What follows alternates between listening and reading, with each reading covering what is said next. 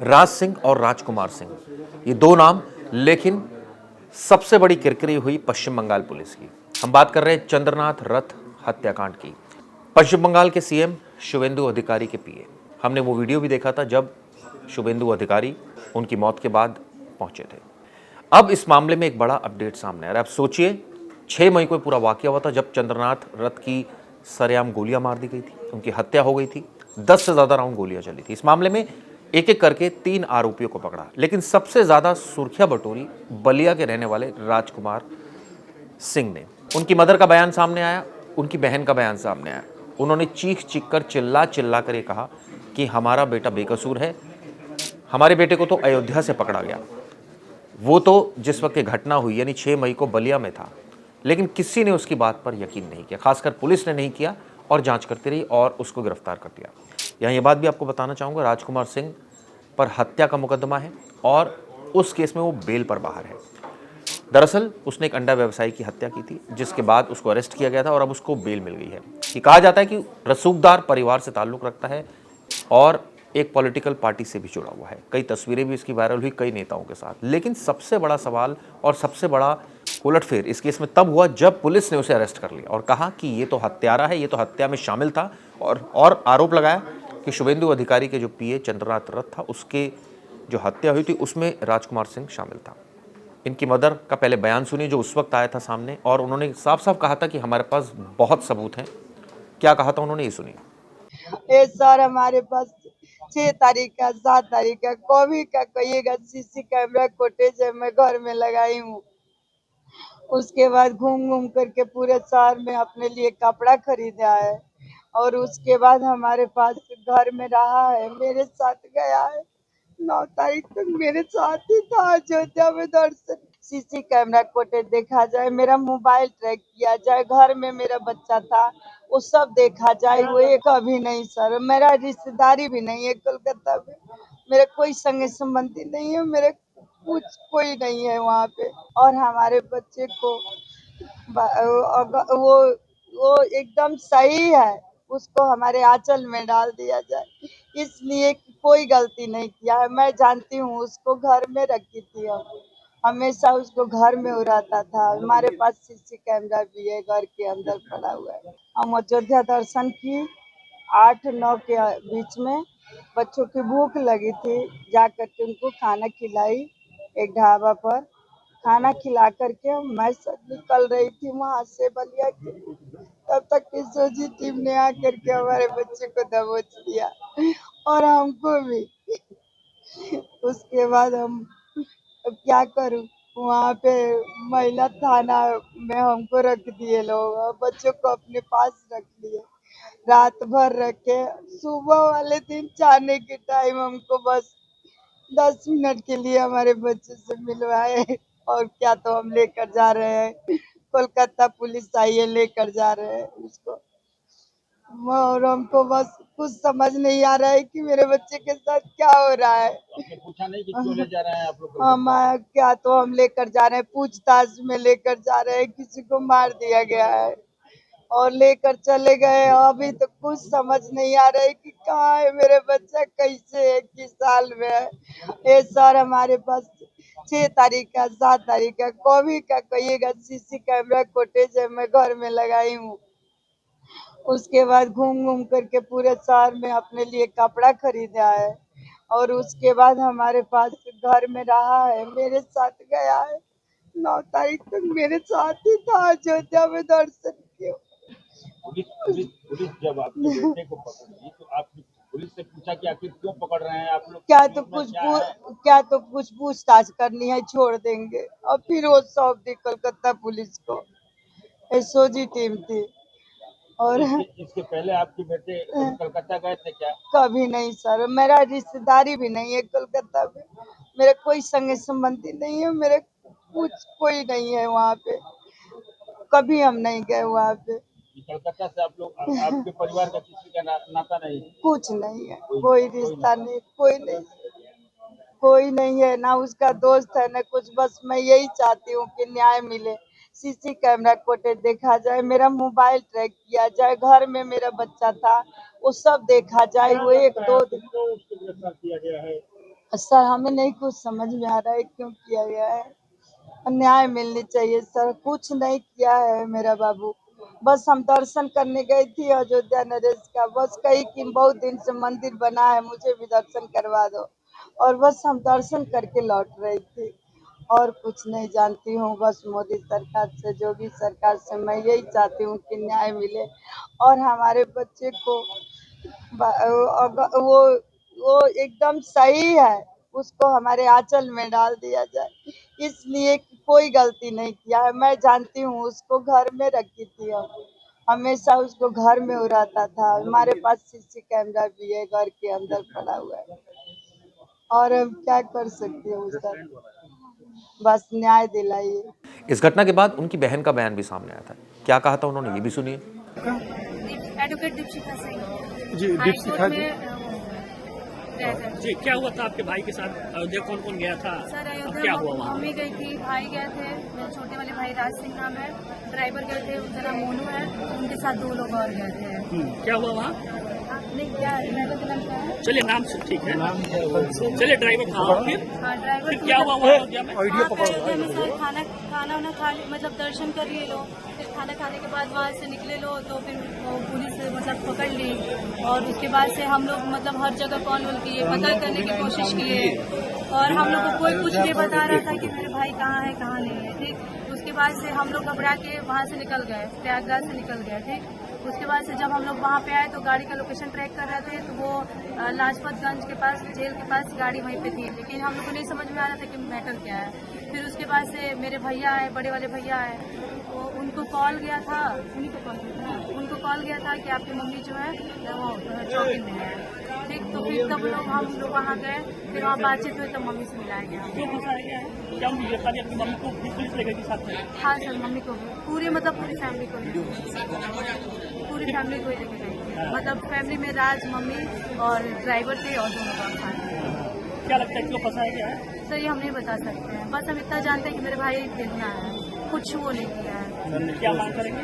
हम मांग करेंगे कि उसको योगी जी सर निष्पक्ष जांच करें, निष्पक्ष जांच करे वो और उसको न्याय मिलना चाहिए। किस तरह की जांच? सर पूरा डिटेल लिया जाए कि जो भी ये घटना हुआ है उस बीच मेरे भाई कहाँ था। कलकत्ता गए थे तो? कभी सर जिंदगी में कलकत्ता नहीं गया है, कभी भी कलकत्ता नहीं गया है, बल्कि हमारे घर में कोई नहीं गया है। कुछ ऐसे लोगों से संपर्क था उनका जो नहीं सर, किसी लोगों से संपर्क नहीं था। बस ये क्या कहते हैं कि विधायकी में अपना चुनाव लड़ रहे थे, उसी की तैयारी उनकी चल रही थी। तहकीक की तैयारी कर हाँ, रहे थे? चुनाव लड़ने के लिए? चुनाव ब्लॉक प्रमुख का लगभग वो चुनाव लड़ने के लिए हाँ, तैयारी कर रहे थे। किस पार्टी से? बीजेपी से, बीजेपी से तैयारी कर रहे थे। किसके हाँ। लिए? ब्लॉक प्रमुख के लिए? ब्लॉक प्रमुख। तो आपने सुना दोनों के बयान। साफ था, बहन का कहना था कि मेरा भाई बेकसूर है, जबकि मां का कहना था कि उनका बेटा बेकसूर है। लेकिन पुलिस ने एक नहीं सुनी, उसे गिरफ्तार किया। अब धीरे धीरे जब इस मामले में सबसे बड़ा उलटफेर तब हुआ जब आप सोचिए सीबीआई ने इस मामले में राजकुमार सिंह को छोड़ दिया, क्योंकि अभी हाल ही में सीबीआई ने चौथे आरोपी को गिरफ्तार किया जिसका नाम राजकुमार था। अब सीबीआई का कहना है कि जब उन्होंने सबूत देखे तो समझ में आया कि ये तो मिस्टेकन आइडेंटिटी का केस था। आप सोचिए, इसके बाद उसको छोड़ दिया गया है। अब उसने मीडिया से भी बात की और ये कहा कि वो सीबीआई का धन्यवाद करना चाहता है, जिस तरह से सीबीआई ने जांच की उसकी वजह से वो बच पाया, वरना उसका इनकाउंटर हो जाता। इस तरह की बातें उसने कही। क्या कहा उसने, ये भी सुनिए। मेरा नाम राज सिंह है, मैं अखिल भारत क्षेत्रीय महासभा का प्रदेश महासचिव हूँ। जी भैया, आपकी गिरफ्तारी कब हुई, कैसे हुई और किस अंदाज में आपकी गिरफ्तारी हुई? मैं अयोध्या गया था राम जी का दर्शन करने, परिवार के साथ था, मम्मी के साथ था। वहाँ पे मैं दर्शन करके आ रहे थे बलिया, हम लोग खाने के लिए एक ढाबे पे रुके थे। खाना वाना खा के अब जा रहे थे घर हम लोग, तब तक उसी में एसओजी मुझे गिरफ्तार कर लिया। इस मामले में सबसे दोषी किसको मानते हैं? पुलिस को? तो पुलिस को, एसओजी टीम को मैं मानता हूँ, क्योंकि वो किसी प्रकार का कोई जांच नहीं की, मुझ पे जानबूझ का प्रेशर बना रही थी कि हाँ आप किए हैं, आप बोलिए आप किए हैं, ये वो। जबकि मैं सत्य पे हूँ तो मैं क्यों किसी से झुकूं और दबूं? अगर मैं कोई गलत किया रहता, अपराधी रहता, चाहे किसी प्रकार का मेरे पे मामला रहता, तब मुझे डर लगता है, मैं वो होता है। जब मैं सत्य पे हूँ तो कोई बात नहीं। ये किस तरह का दबाव आप पे बना रहे थे लोग? अरे मुझे डराया जा रहा था सर, डराया जा रहा था कि बोलो, झूठ बोलोगे तो गोली मार देंगे, एनकाउंटर कर देंगे। तो हम कहें कि जो है सर सामने है, मेरा फोन ले लीजिए, मेरा सारा कुंडली निकाल लीजिए, कोई ऐसा एक प्रकार का कुछ नहीं है मेरे प्रति। क्या ये अपराध को बोलने के लिए पूरा दबाव आप पे बनाया गया? बहुत बहुत प्रेशर बनाया गया, लेकिन यही है कि महादेव का आशीर्वाद था और मैं किसी से डरा नहीं, दबा नहीं। सीबीआई पे कितना भरोसा रहा? सीबीआई ने अगर ऐसा रोल नहीं प्ले किया होता तो नतीजा कुछ और होता। सीबीआई, मैं तो बोल रहा हूँ कि सर अगर सीबीआई नहीं आई होती तो मेरे जैसे निर्दोष लड़के का एनकाउंटर हो गया होता। मैं बता रहा हूँ, इतना ज्यादा प्रेशर मेरे पे बनाया गया था। मैं हाथ जोड़ के सीबीआई को मैं बहुत धन्यवाद देना चाहता हूँ कि जितने भी ऑफिसर थे अपना निष्पक्ष होके बहुत अच्छे से जांच किए, काम किए, और मैं आप लोग के माध्यम से सीबीआई सर लोग को बहुत बहुत धन्यवाद देता हूँ। कस्टडी में जब आप थे तो क्या आपको कब लगा, जैसे लगा कभी कि आपका इनकाउंटर हो जाएगा, या काफी दबाव या किस टॉर्चर किया गया आपको? जी, यहाँ से मुझे जब बंगाल लेके गया तो बंगाल में वहाँ पे मुझे बंगाली आती नहीं है, भाषा का तो बहुत प्रॉब्लम है।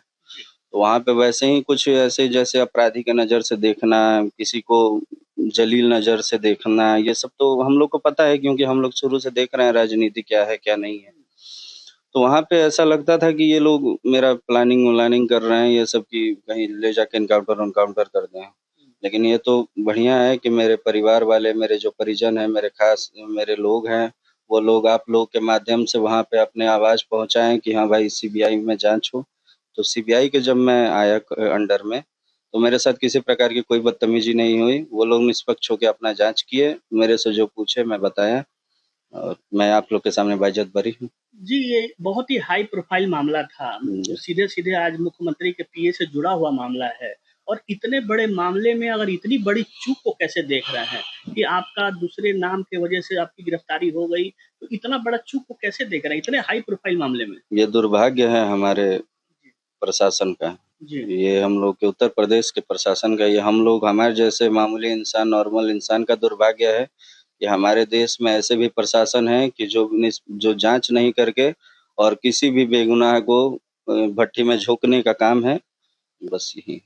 क्या आपको नहीं लगता है कि अगर आपके पास जो सीसीटीवी फुटेज जो भी आपके पास थे मौजूद यहाँ, जो आपके घर वालों ने मुहैया कराया सीबीआई को, अगर सीसीटीवी फुटेज नहीं होता तो फिर क्या होता? नहीं होता तो मैं आप लोग के बीच नहीं होता है, मेरा कभी का एनकाउंटर हो गया होता है। अगर मेरे पास सबूत नहीं होता और ये लोग इतना मेरे पे प्रेशर बना रहे थे तो मेरा तो एनकाउंटर हो गया होता। अगर सीबीआई नहीं आई होती तो मैं आप लोग के सामने नहीं होता।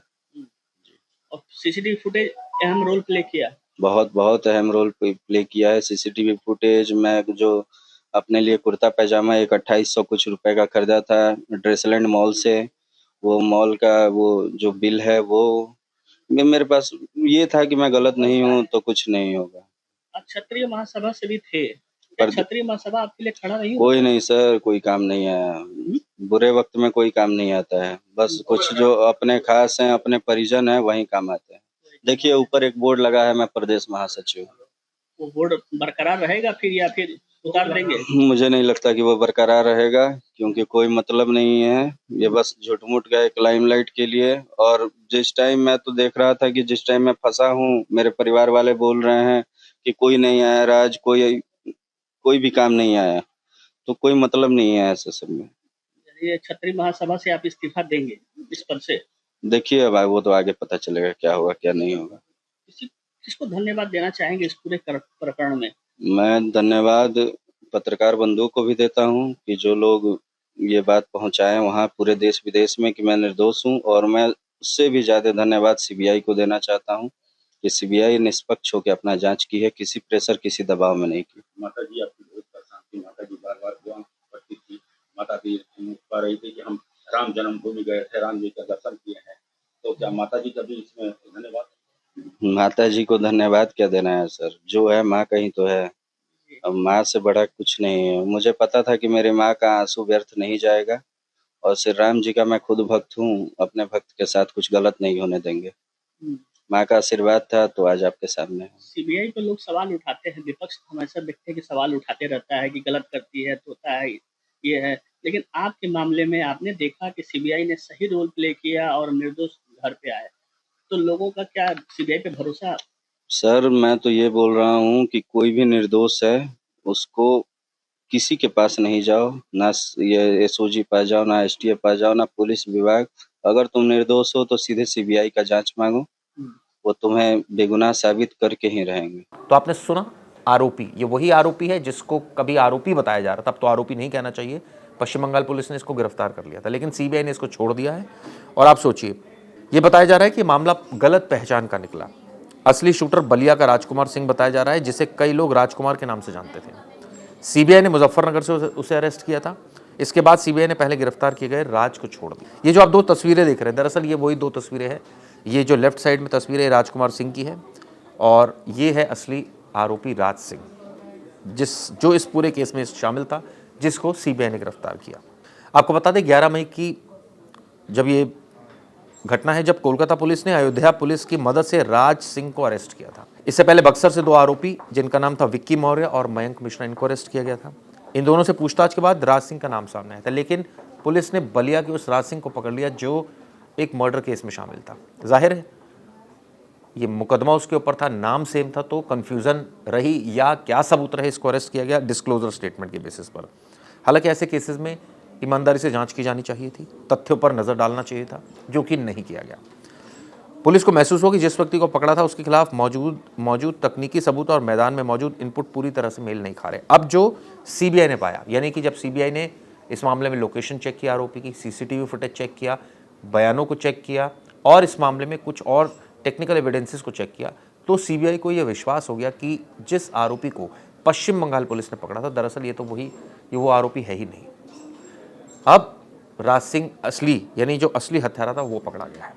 जांच के दौरान एक और नाम सामने है, दरअसल उसका नाम है विनय राय उर्फ पम राय। अब उसकी तलाश की जा रही है और ये कहा जा रहा है कि वो इस हत्याकांड में शामिल है। दरअसल बिहार और झारखंड में वो ट्रक ट्रांसपोर्टर के कारोबार से जुड़ा हुआ है और उसकी तलाश की जा रही है। लेकिन जिस तरह से अब ये पूरा वाकया सामने आया, आप सोचिए, परतें खुलती जा रही है। ये भी पता चला है कि करीब 1 महीने से साजिश चल रही थी। ये भी कहा गया है कि पिछले लंबे समय से इसकी तैयारी चल रही थी और 1 महीने पहले चंद्रनाथ की तस्वीरें, लोकेशन और मूवमेंट शूटरों तक पहुंचाई जा रही थी। उन्हें बताया जा रहा था कि टारगेट कहाँ रहता है, किस रास्ते से आता जाता है और किस समय सबसे कम सुरक्षा में रहता है। उसके बाद इस पूरी घटना को अंजाम दिया गया। इस शूटआउट के बाद आरोपियों के भागने का पूरा रूट भी लगभग साफ हो चुका है, कैसे वो भागे, कहां तक भागे। अब इस मामले में जो इन्वेस्टिगेशन चल रही है, सीबीआई की टीम ने कई जगह रेड मारी, जिसमें दिल्ली, पटना, रांची, धनबाद, लखनऊ जैसी तमाम जगह हैं। आने वाले दिनों में हो सकता है कुछ और भी गिरफ्तारी, जैसे मैंने बताया पम का नाम भी सामने आ रहा है। उम्मीद की जानी चाहिए कि सीबीआई इस मामले की परतें खोलेगी और एक आरोपी को गिरफ्तार करेगी। लेकिन आप सोचिए, एक ऐसे आरोपी को पश्चिम बंगाल पुलिस ने गिरफ्तार किया जो कि सच में इस केस से जिसका कोई ताल्लुक ही नहीं था, और वो था राज सिंह। चलिए वीडियो को इसलिए बताइए। धन्यवाद।